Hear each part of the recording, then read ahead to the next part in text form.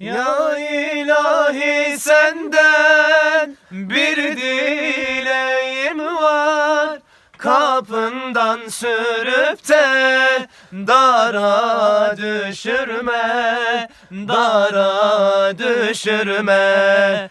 Öter bülbülleri ahu can kuşu, maksudu giryana hara düşürme. Öter bülbülleri ahu can kuşum, maksudu giryana hara düşürme. Hara düşürme, nara düşürme, nara düşürme Mevlam, yardan ayırma. Hara düşürme, dara düşürme, nara düşürme Mevlam, yardan ayırma.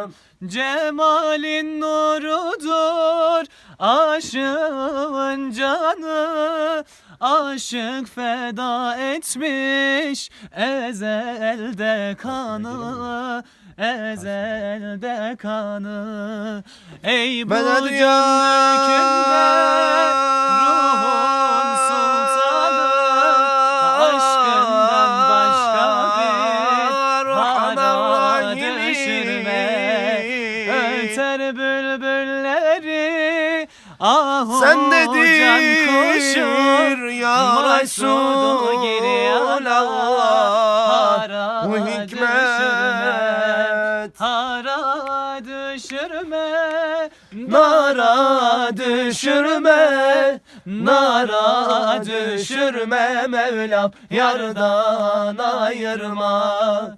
Hara düşürme, dara düşürme, nara düşürme Mevlam, yardan ayırma.